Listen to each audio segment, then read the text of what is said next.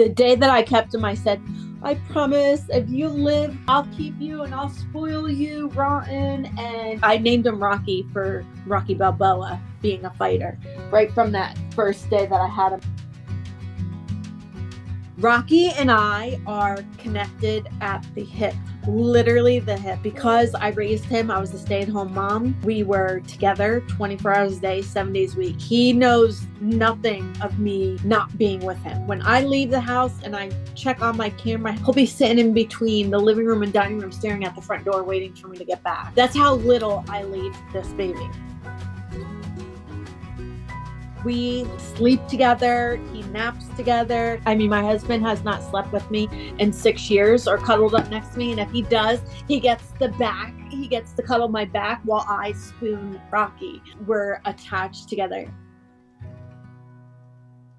My husband works for Caterpillar, heavy machinery. He was at a job site for a good few months. The job site had a bunch of feral cats and the mechanics there would feed all the feral cats. So every time kittens were born, I'm like, once the kittens start running around the shop, scoop them up and bring them home. We'll vet them, get them adopted. We rehomed probably about 6 or 7 litters of kittens, and Rocky was one of the last ones. My husband called me up and he was like, there's this one mom had a kitten and she keeps on leaving him and I hear him crying. So I said, in order to get the best outcome for him is to be with his mom. So let's see what happens. Give it another day or two. If you have to grab him, then grab him. The next day he went into work. He saw the kitten not taking care of Rocky. Then out of nowhere, he saw the kitten carrying Rocky as the kitten climbed up on a machine and accidentally dropped him. So he fell about 15 feet onto the floor, and my husband called me up, and the minute he told me, I was like, get out of work right now, bring me that baby. I need to have that baby because my heart was broken. I felt so bad.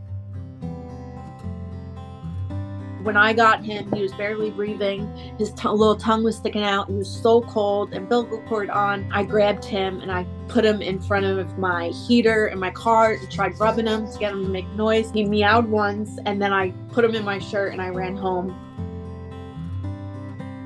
At that point, he was just going to be another kitten that I rehomed. But as he grew up, he started walking like a little seal. His back legs were splattered like a frog. I realized that there was something obviously wrong with him. So we kept him.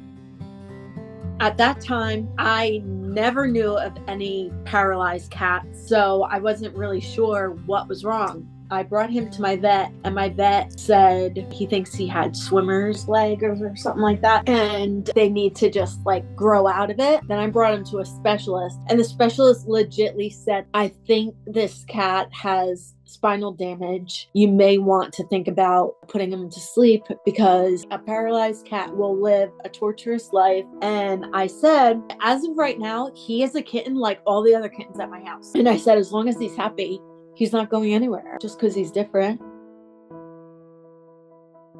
As time went on, obviously things weren't getting better. It was chaotic at first. We tried everything. It was hysterical. We even went and got American Girl doll wheelchair, and I cut up the wheelchair to make it like a little set of wheels for the back end of him. He was so tolerant and patient with the millions of things that I tried to put on this poor baby. As he got older, again, keep on thinking that he was going to get better, and he didn't. I started his social media because I wanted to show people, just because someone's different, maybe kids feel different. They can look at animals and see that animals are different too. There's a bond that a pet parent creates with their pet on a normal basis. There's a totally other side of the bond that you could have with a pet that has a special need, because that pet needs to trust you. You bond with them in such a different manner. I'll put him in a baby carrier thing around my waist and I'll go flying. I'll fly to Iowa to see my aunt, and he just lays there. That's the type of bond that you would have with a special needs pet. It just comes with it because the cat needs to let his guard down and trust you to take care of him. And they know that you're doing it for them. It's definitely a different type of bond, and it's something that you'll never regret. Rocky's little motto is, what makes you different makes you beautiful. And I think that goes for the entire world, no matter whether you're an animal, a human, it makes them special.